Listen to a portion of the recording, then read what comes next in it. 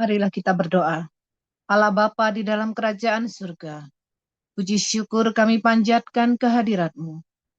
Pagi hari ini kami berkumpul untuk memuji dan menyembah nama-Mu. Kini tiba saatnya kami membaca dan merenungkan firman-Mu. Tuhan, buka hati dan pikiran kami, agar apa yang akan kami dengar menjadi rema untuk kami semua, dapat melakukan kehidupan kami sehari-hari. Berkati hamba-Mu Pastor Paul yang akan membawakan firman-Mu. Urapi dengan kuasa Roh Kudus-Mu. Kini tiba saatnya kami siap mendengarkan firman-Mu. Haleluya. Amin. Terima kasih, Bu. Amin. Terima kasih Bu Erna. Silakan dimulai Bu Veronica. Mazmur 50 ayat 1 sampai 23. Mazmur Asaf. Yang Maha Kuasa Tuhan Allah berfirman dan memanggil bumi. Dari terbitnya matahari sampai kepada terbenamnya. Dari Sion, puncak keindahan, Allah tampil bersinar. Allah kita datang dan tidak akan berdiam diri. Di hadapannya, api menjilat. Sekelilingnya bertiup badai yang dahsyat. Ia berseru kepada langit di atas dan kepada bumi untuk mengadili umatnya. Bawalah kemari orang-orang yang kukasihi, yang mengikat perjanjian dengan aku berdasarkan korban sembelihan. Langit memberitakan keadilannya, sebab Allah sendirilah hakim. Dengarlah, hai umatku, aku hendak berfirman. Hai Israel, aku hendak bersaksi terhadap kamu. Akulah Allah, Allahmu. Bukan karena korban sembelihanmu, aku menghukum engkau. Bukankah korban bakaranmu tetap ada di hadapanku? Tidak usah aku mengambil lembu dari rumahmu, atau kambing jantan dari kandangmu, sebab punyakulah segala binatang hutan, dan beribu-ribu hewan di gunung. Aku kenal segala burung di udara, dan apa yang bergerak di padang adalah dalam kuasaku. Jika aku lapar, tidak usah kukatakan kepadamu, sebab punyakulah dunia dan segala isinya.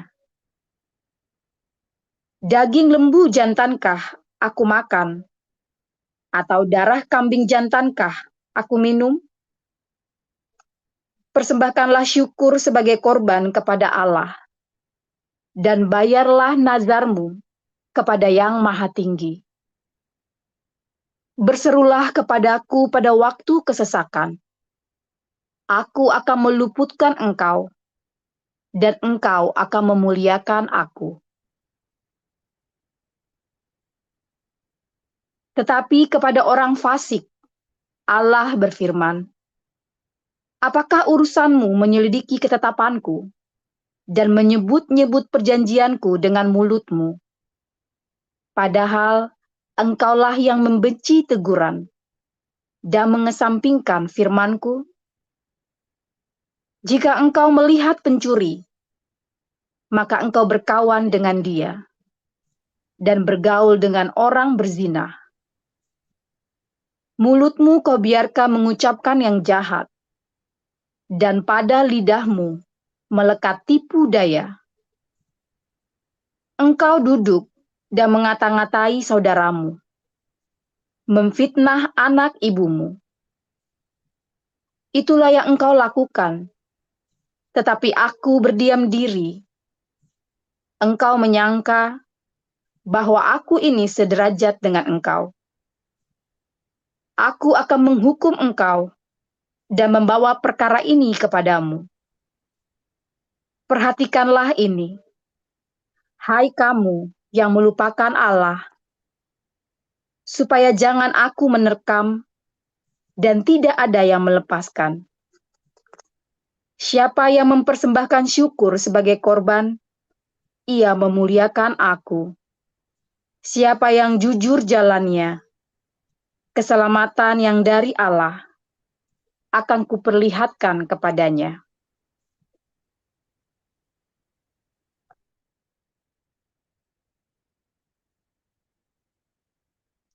Roma pasal 12. Karena itu, saudara-saudara, demi kemurahan Allah, aku menasihatkan kamu, supaya kamu mempersembahkan tubuhmu sebagai persembahan yang hidup, yang kudus, dan yang berkenan kepada Allah. Itu adalah ibadahmu yang sejati. Janganlah kamu menjadi serupa dengan dunia ini, tetapi berubahlah oleh pembaruan dirimu, budimu, sehingga kamu dapat membedakan manakah kehendak Allah, apa yang baik, yang berkenan kepada Allah, dan yang sempurna. Berdasarkan kasih karunia yang dianugerahkan kepadaku, aku berkata kepada setiap orang di antara kamu, janganlah kamu memikirkan hal-hal yang lebih tinggi daripada yang patut kamu pikirkan. Tetapi, hendaklah kamu berpikir begitu rupa, sehingga kamu menguasai diri menurut ukuran iman yang dikaruniakan Allah kepada kamu masing-masing. Sebab sama seperti pada satu tubuh, kita mempunyai banyak anggota. Tetapi tidak semua anggota itu mempunyai tugas yang sama. Demikian juga kita. Walaupun banyak, adalah satu tubuh di dalam Kristus. Tetapi kita masing-masing adalah anggota yang seorang terhadap yang lain.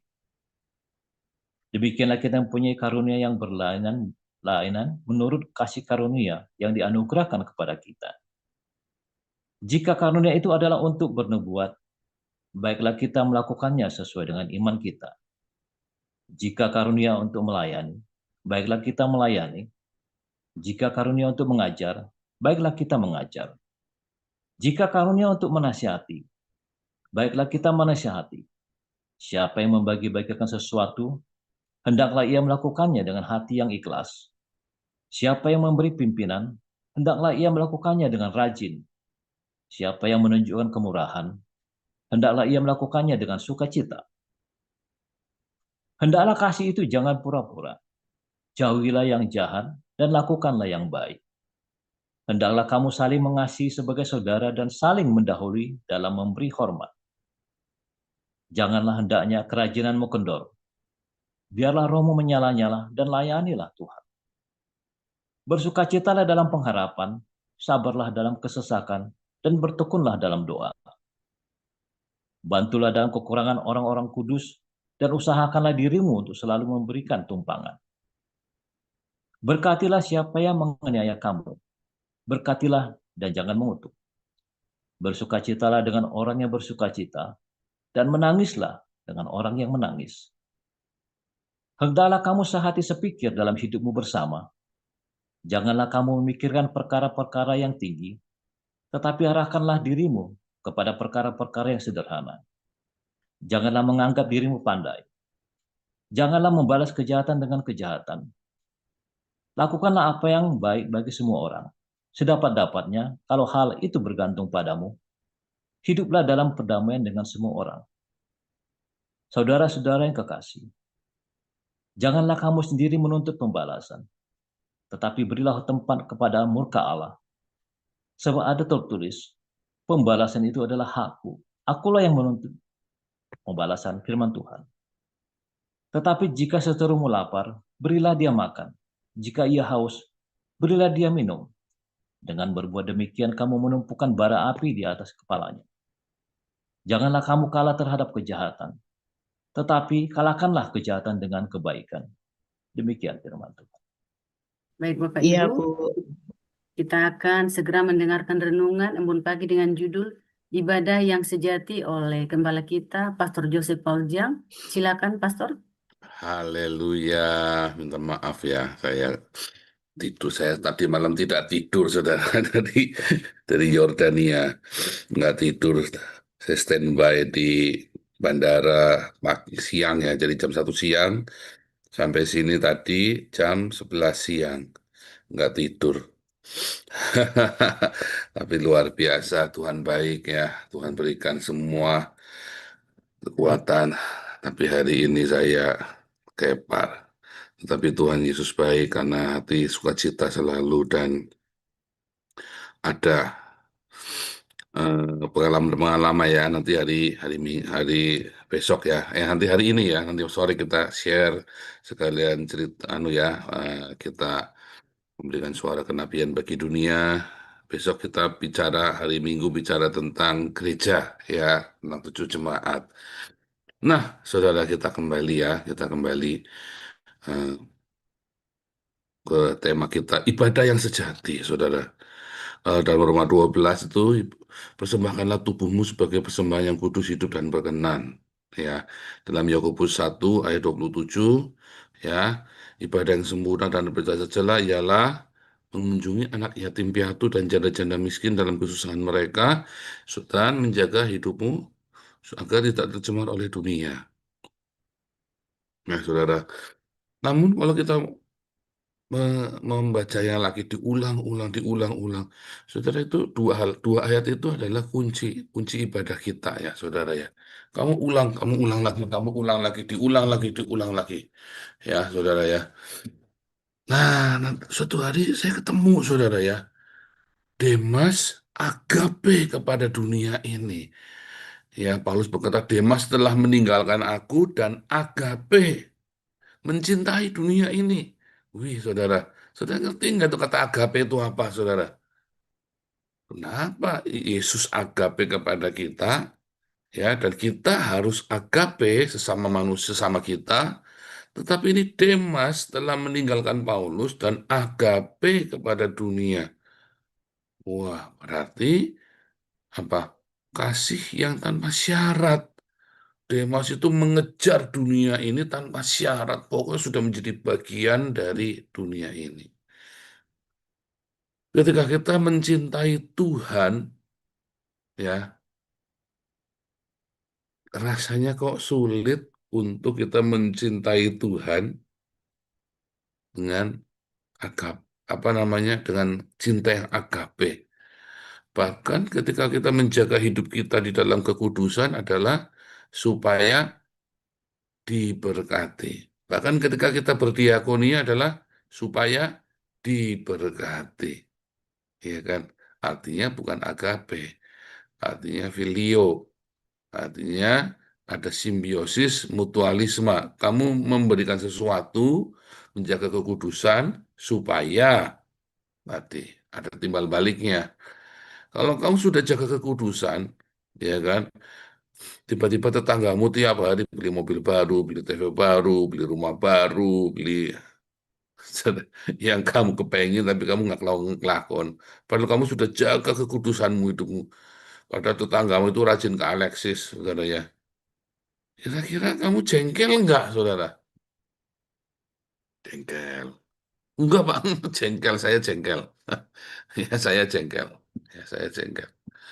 Ketika kamu sudah berdiakonia tiap hari, ya, saudara ya.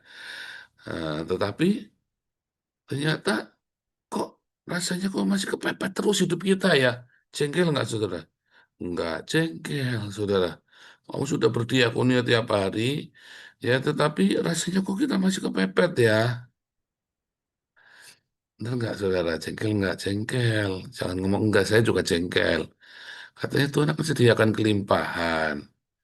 Tetapi kenapa masih kepepet? Nah, itu, saudara. Karena diakonianya kita mengharapkan diberkati. Kemarin ya Pak Yuda nih, ayo kita memberi. Barang siapa memberi kita akan diberi. Ya, ayo memberi yang banyak supaya kita diberi banyak. Supaya itu loh, saudara. Loh, iya, kalau kamu menabur banyak, akan diberkati banyak. Amin. Tapi ketika kamu, ya ayo kita memberi, saudara, supaya kita diberi banyak. Disitulah sebenarnya kamu tidak sedang ibadah. Kamu sedang transaksi dengan Tuhan. Kamu sedang berdagang dengan Tuhan. Suatu hari kamu kecewa. Karena ini sungguhan, saudara ya. Tuhan nakal. Dia akan tes kamu, saudara. Sama seperti dia ngetes Ayub. Dagangmu itu lurus apa enggak? Ternyata dagangmu enggak jujur sama Tuhan. Kamu ingin memberi sedikit, untungnya banyak. Kalau bisa pemberianmu jangan pakai uangmu, tapi pakai uangnya orang. Modal sedikit, untungnya banyak. Kalau bisa modalnya jangan pakai modal saya, tapi modalnya orang. Loh, saudara, kamu kira ini saya ngumpulin duit donasi ini, lalu kita berdonasi di judul sehebat-hebatnya kan, kasih makan lah, kasih sembako lah, kasih apalah. Lalu saya klaim kan, tiap hari kan, ayo siap seperti Nabi 26. Wah, lihat yuk kumpulin donasi untuk memberikan. Donasinya siapa saudara? Donasinya Bu Ros, donasinya Bu Devi, donasinya Bu Maria, donasinya Bu Elia, donasinya Abeng, bukan donasinya saya. Enggak saudara, ya kan? Lalu saya klaim kan, loh iya kan saya klaim kan tiap hari kan. Saya klaim, siapa seperti Nabi 26? Mana? Saifuddin lah, Edis lah, Yusuf Manubulu. Siapa? Apalagi Rudi Yohanes. Siapa? Enggak ada seperti Nabi 26, enggak ada. Memang enggak ada. Tapi uangnya bukan uangnya saya. Nah itu saudara. Ini kan modal sedikit untungnya banyak kalau bisa pakai modalnya orang lain kan. Pakai duitnya orang lain. Nah itu saya itu contohnya seperti itu sama tuh yang saya lakukan. Tetapi untungnya tidak, ya, karena saya juga menabur, melakukannya. Dan saya memberi contoh bagaimana saya melakukannya dengan menabur. Makanya setiap kali ketika satu contoh, bukan lagi pamer, supaya menggugah Anda bahwa saya pun berdonasi, saudara. Bukan cuma Anda, tapi saya pun. Apalagi saya klaim bukan. Kan saya harus bilang, ini donasimu yang kita kumpulkan. Dan itu ada sebuah contoh, ya. Tetapi iya, memang banyak orang seperti itu. Modal sedikit, untungnya banyak. Kalau bisa modalnya orang. Siapa di sini yang merasa sudah berdiakonia ketika bagi-bagi nasi bungkus? Nah, belum. Anda belum berdiakonia. Anda membantu diakonia, tapi kan dapat uang. Jadi Anda belum berdiakonia. Sama seperti saya, belum berdiakonia. Sampai saya ikut menabur. Bahkan ketika hati saya nggak tulus, ya, semua taburan saya juga sia-sia. Karena kan saya sudah mendapat kemuliaan tadi ketika saya bacot. Ya, saya lihat siapa seperti Nabi 26 yang melakukan ini, melakukan itu. Ketika saya ngomong tadi ya, Tuhan tahu hati saya, saudara. Nggak lurus dikit, nggak ada gunanya. Dan kita harus jujur kepada diri kita sendiri. Oh, saya berani karena saya jujur sama diri saya sendiri. Ya, saya jujur dengan diri saya sendiri. Saya tahu yang saya lakukan. Dan saya tahu resikonya, konsekuensinya seperti apa. Makanya di dalam hati kita jujur bahwa aku tidak mungkin bermegah dari ini. Karena ini bukan uang saya. Karena ini adalah pekerjaan Tuhan. Ya, saudara ya. Apakah saya membangun Menara Babel? Yang tahu saya dengan Tuhan. Anda pun tidak tahu. Karena saya sedang melakukan sesuatu. Nah, di satu batas. Kan ada dua ayat. Kalau kamu memberi, tangan kirimu nggak boleh tahu. Memberi dengan tangan kanan, tangan kirimu nggak boleh tahu, kata Tuhan Yesus. Tapi Tuhan Yesus juga berkata, hendaklah kebaikanmu diketahui oleh banyak orang. Ayo loh. Itu kan satu ayat yang berkontradiksi kan? Tidak. Artinya itu hati. Kamu ketika memberi, nggak usah sembunyi-sembunyi. Banyak orang suka begitu ya, saudara ya. Ini jadi munafik. Diam, ya. Saya bilang-bilang ya. Saya. Begitu ketahuan dikit, kamu tuh bilangnya jangan bilang-bilang lah. Ini. Tapi saya juga menjaga privasi. Ada orang yang memang nggak senang ketahui karena takut diutangin, saudara. Kalau tahu orang ini, wah ada diserbu dia, saudara. Kayak Pak Enardo, saya bilang Pak Enardo baik, Pak Enardo baik. Sekarang tiap hari minimum ada 10 WhatsApp masuk utang. Pak Enarto sama Puyeng. Nah, kan begitu kan, repot kan. Nah, Pak Enarto Puyeng nih, Pak Enarto. Kadang-kadang saya bilang Pak Enarto punya sarang burung walet. Sekarang tiap hari utang. Saya bilang Pak Enarto baik, murah hati. Sekarang tiap hari utang. Belum tahu sudah tak ajari Pak Enarto. Pak, siapapun yang utang, sikat saja Pak. Utang-utang gundulmu peang gitu Pak. Tidak ada kasih. Bukan, justru itulah kasih. Itulah cinta. Supaya kamu jangan terlibat terlalu dalam. Kamu harus mulai bertindak, percaya. Balik lagi ibadah yang sejati, saudara ya. Saudara, ketika kita mau punya ibadah yang sejati, jadi apa dong ibadah yang sejati? Kamu harus mencintai Tuhan, melakukan ibadahmu, berdiakonia, ya, dan kamu melakukan menjaga hidupmu dalam kekudusan. Bukan karena sama seperti Demas. Siapa di sini yang kerja pagi siang malam? Ibu Maria nih kerja pagi siang malam dengan semangat karena cucu. Tapi apakah kamu melakukannya untuk Tuhan sama seperti itu tuh rasanya tuh? Wah, dengan passion ya. Kemarin ini kelihatan nih cara ngomongnya tes tes tes orang yang kerja dengan passion tuh. Ya kan? Orang yang kerja dengan passion. Ya, orang-orang seperti apa namanya Pak Inaldo itu ya kerjanya santai dia, duitnya yang ngejar soalnya. Dia tenang saja di rumah pun duitnya datang. Ya kan? Ya kan itu namanya orang beruntung kalau Pak Inaldo itu. Jadi nggak bisa pak contoh ya saudara ya. Tapi orang-orang seperti saya ini orang kayak Bu Maria kerjanya pakai passion, saudara. Hatinya ikut dicurahkan di situ. Saya juga begitu. Tetapi, apakah ketika kamu melakukan untuk Tuhan, hatimu juga tercurah seperti itu? Itu namanya agape ya. Saya itu agape dengan pekerjaan saya. Kalau saya kerja sesuatu, begitu saya sudah agape, pasti jadi, saudara. Kalau kamu kerja apa saja, kalau kamu sudah agape kepada pekerjaan itu, artinya kamu bukan saja kamu melakukan pekerjaan itu pagi jam 8 di kantor, jam 6 pulang. Bukan cuma itu. Kamu melakukannya dengan passionmu, dengan hatimu, dicurahkan semuanya. Skillful, kalau perlu saya upgrade diri saya, integritas, kredibilitasnya, ya. Saya benar-benar melakukannya dengan penuh dengan semangat, ya, saudara ya. Dari cara Anda ngomong, saya langsung tahu Anda itu orang berdedikasi apa enggak, saudara ya. Dan tekanan penekanannya ya, saudara ya. Ada orang yang ngomongnya ngambang-ngambang-ngambang, ya biasanya juga cara Anda ngomong itu dipengaruhi oleh cara Anda bekerja, loh, saudara. Anda tahu itu enggak? Automatically. Makanya sebenarnya kamu bisa melihat waktu interview itu ya, cara dia ngomong sama cara dia bekerja. Ya, di kelas profetik lanjutan itu saya ajarian ya. Ini kan Senin kita ada lanjutin kelas profetik, tapi ini khusus. Semua yang sudah ikut kelas profetik, tolong ikut semua ya.